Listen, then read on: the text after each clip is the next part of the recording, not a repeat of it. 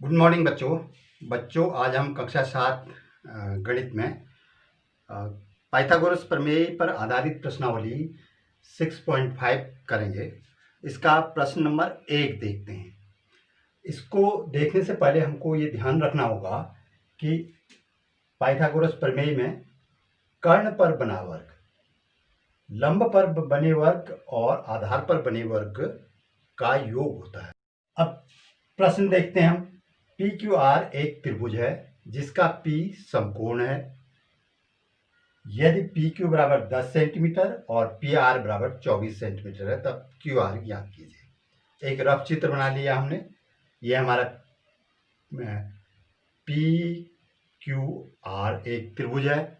इसमें दिया क्या क्या है हमको, ये प्रश्न में बनाने से पहले हम ये समझ लें कि दिया क्या है और निकालना क्या है। दिया क्या क्या है हमको, पी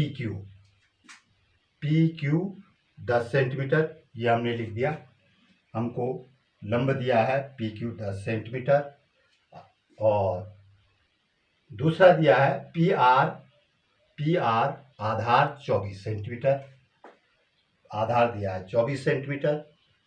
और ज्ञात करना है हमको कर्ण क्यू आर ज्ञात करना है।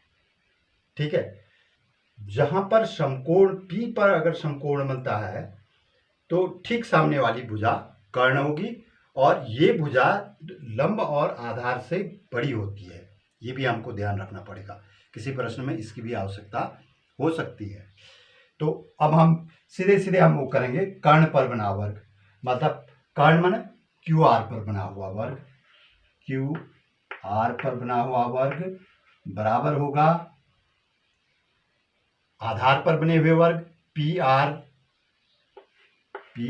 पर बने हुए वर्ग धन पी क्यू पर बने हुए वर्ग, पी क्यू पर बने हुए वर्ग के योग के बराबर होगा। मान रख देते हैं, ये दोनों मान हमको दिए हैं, ये हमको ज्ञात करना है। क्यू आर का वर्ग बराबर होगा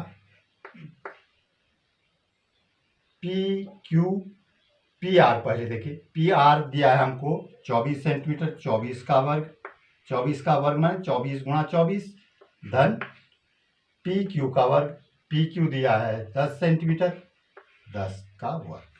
नीचे हम जोड़ देंगे, इसको हम गुणा करेंगे। देखो, इसको गुणा करेंगे तो हमारा आ जाएगा 24 गुणा 24, गुणा कर लेंगे हम अलग से, 576 हमारा आ गया 24 का वर्ग धन 10 का वर्ग मौखिक निकाल सकते हैं, 10 गुणा 10 100, लिख दिया यहाँ 100। दोनों को हमने जोड़ दिया अगली उसमें, ये हो गया 100 जोड़ना है, सीधा 576 की जगह 676 हो गया। अब ये है इसका वर्ग, क्यू आर का वर्ग है। ठीक है, ये क्यू आर का वर्ग है। अब क्यू आर कितना होगा, क्यू आर होगा इसका वर्गमूल, क्यू आर है तो यहाँ पे हम वर्गमूल का ऐसा चिन्ह होता है, वर्गमूल अभी आप पढ़े नहीं, 676। अब इसका वर्गमूल निकालना है। वर्गमूल अभी आप लोग पढ़े नहीं है। वर्गमूल निकालने के लिए आप जैसे लौसौ मौसौ में अभाज्य गुणनखंड निकालते थे पहले, ठीक वैसे ही अभाज्य गुणनखंड निकाल लेंगे। उसके बाद दो के जोड़े बना लेंगे, 2 में से 1 लेना है। ठीक है, करते हैं हम यहाँ पर। देखिए, ये हमारा लिख दिया हमने 676,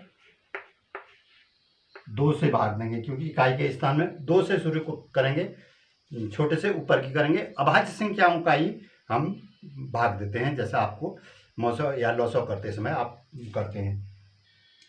2 का भाग दिया 3, यहाँ भी 3 बार गया, 1 बचा, 16 हो गया, 8 बार चले गया।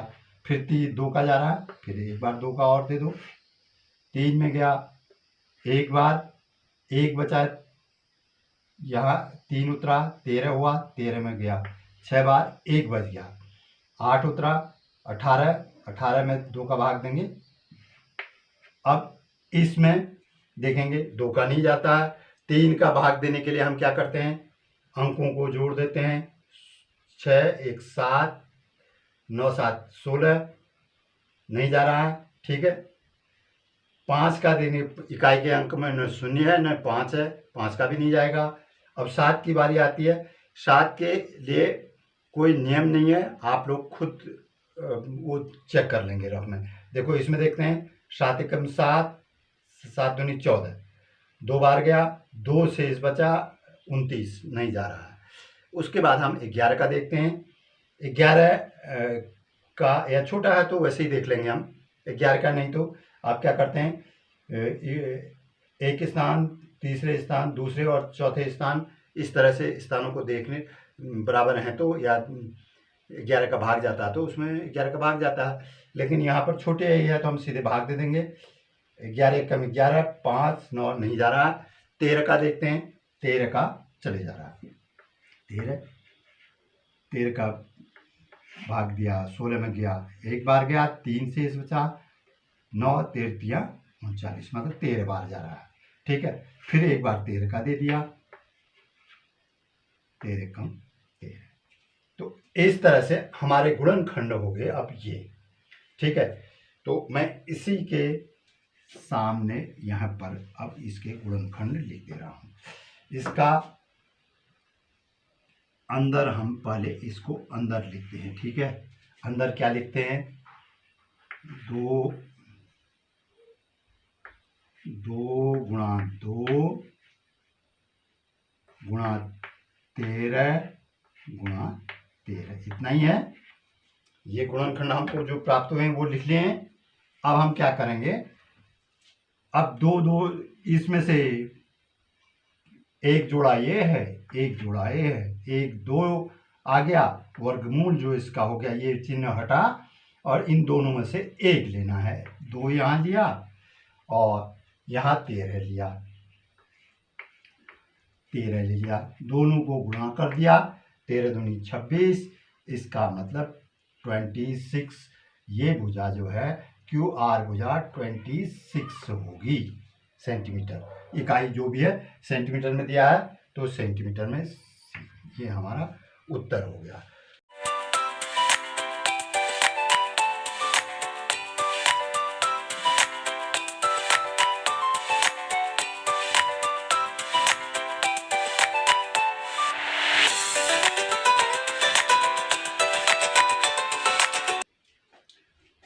आइए इसका प्रश्न नंबर 2। प्रश्न नंबर 2 देखते हैं। ABC एक त्रिभुज है जिसका C समकोण है। यदि AB बराबर 25 तथा AC बराबर 7 तब BC ज्ञात करो। कोण C समकोण है, पहले हम रफ चित्र बना लिया। C समकोण है क्योंकि समकोण के सम्मुख वाला कर्ण होता है, तब हमको पता चलेगा कर्ण कौन सी भुजा है, ठीक है। रफ चित्र बना लिया हमने ABC, ठीक है। C समकोण है तो C को हमको समकोण में दिखाना है। अब दिया क्या क्या है वो हम नोट कर लेंगे।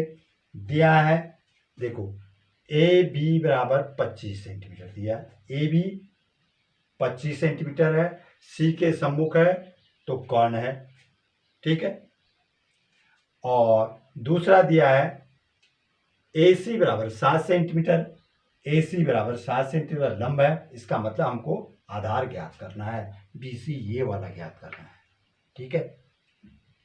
तो हम ठीक उसी तरह से पहले की तरह से हम पाइथागोरस प्रमेय लगाएंगे। पाइथागोरस में हमने AB का वर्ग, अब देखिए इसमें थोड़ा सवाल को घुमा दिया है, AB का वर्ग बराबर AC का वर्ग, आगे पीछे लिख सकते हैं क्योंकि मैंने लंब पहले लिख दिया, पहले मैं आधार लिख रहा था। अब यहाँ पर BC का वर्ग, BC का वर्ग, क्योंकि इस राशि को आगे या पीछे जोड़ने के लिए आगे पीछे करेंगे तो कोई अंतर पड़ता नहीं है।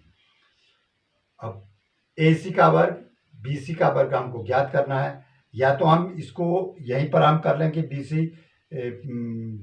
BC बराबर क्या होगा इसको अलग कर लें, या हम प्रश्न के पहले मान रख लें उसके बाद हम कर सकते हैं।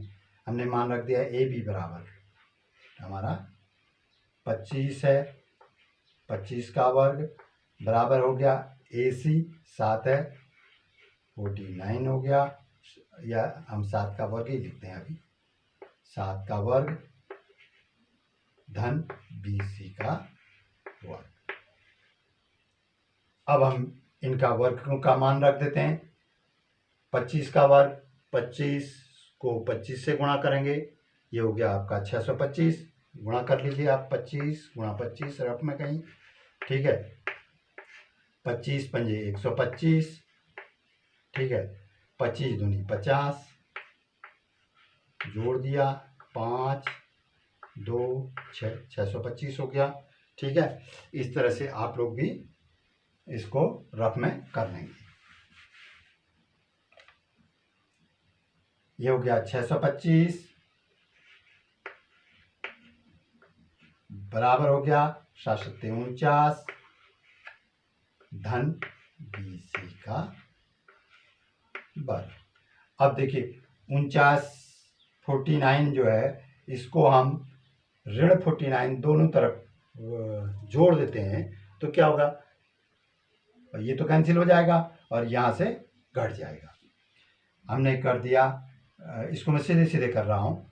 आप लोग जब समीकरण कर रहे थे उस समय आप लोगों को भली भांति ये समझ में आ गया था कि हम अगर यहाँ धन है तो इसका योज्य प्रतिलोम दोनों तरफ हम जोड़ देंगे तो ये कैंसिल हो जाएगा और यहाँ घट जाएगा। ये 625, इसको मैं सीधे सीधे कर रहा हूँ, 625 ऋण 49 बराबर, यहाँ शून्य हो जाएगा, ये यहाँ घटा दिया है, इधर भी घटाऊंगा तो यहाँ शून्य हो जाएगा, बराबर बी सी वर्ग। इसको घटाएंगे तो ये आ जाएगा 576, ठीक है। 576 बराबर बी सी का वर्ग। अब इसका वर्गमूल निकालने, इसका इधर का वर्गमूल 576 का भी वर्गमूल निकाल देंगे और बी सी का वर्गमूल निकालेंगे तो बी सी हो जाएगा, बी सी बराबर 576 का वर्गमूल। अब 576 का वर्गमूल आप वही गुणनखंड विधि से निकालेंगे। हम ठीक यहाँ यहीं पर कर दे रहे हैं, ये लिख दिया मैंने 576, इकाई के स्थान में 2 है, 2 का भाग दिया, 2 दूनी 4, 1 शेष बचा 7, 17 हो गया, 17 में गया 8 बार, 16, 1 बचा, फिर 8 बार, ठीक है, 288। फिर 2 का भाग दिया, अब 2 का भाग देंगे तो क्या होगा, फिर इकाई का स्थान में अभी तो 8 आ रहा है, 2 का भाग देंगे, ये आ गया 1 4 4। आप नहीं समझ में आ रहा अलग से भाग देके देख लेंगे, ठीक है। फिर 2 का देंगे हम, ये आ जाएगा 7 2 72, फिर 2 का देंगे तो हमारा आ जाएगा 36 दूनी 72, फिर 2 का देंगे तो 18 दूनी 36, फिर 2 का देंगे तो आ जाएगा 9 दूनी 18, फिर अब 2 का नहीं जा रहा, अब हम 3 का देंगे, 3 का दिया 3 बार, फिर 3 का दिया तो नीचे आ गया हमारा 1, ठीक। अब हमारे ये हो गए जोड़े बना लिए हमने, एक जोड़ा ये बना, एक जोड़ा ये बना, एक जोड़ा ये बना, एक जोड़ा, 4 जोड़े बन रहे हैं हमारे। इसका मतलब इस संख्या का वर्गमूल पूरी संख्या होगी क्योंकि जोड़े बन चुके हैं। अब हमने इसका वर्गमूल बराबर में इसको यहाँ पर लिख दे रहा हूँ, वर्गमूल बराबर हो जाएगा, इसको मैं ये भी कर सकता हूँ 2 का वर्ग, ठीक है, गुणा फिर 2 का वर्ग, फिर गुणा फिर 2 का वर्ग, 3 जोड़े हैं 3 बार ये हो गया, गुणा 1 बार 3 का वर्ग। अब इसका वर्गमूल निकालेंगे तो सबके मूल आ जाएंगे, 2 गुणा 2 गुणा 2 गुणा 3। अब इसका मान निकालेंगे, ठीक है। इसका मान जब निकालेंगे तो हम क्या, 2 दूनी 4 दूनी 8 या 24 सेंटीमीटर सेमी। ठीक है, ये इसका मतलब BC हमारा 24 सेंटीमीटर, सेम लिखा तो किताब में सेम लिखते हैं हम। ठीक है, 24 सेंटीमीटर उत्तर आ गया। ठीक इसी तरह से आपको कुछ अभ्यास प्रश्न दे देता हूं मैं, आप लोग कुछ इन प्रश्नों को करेंगे।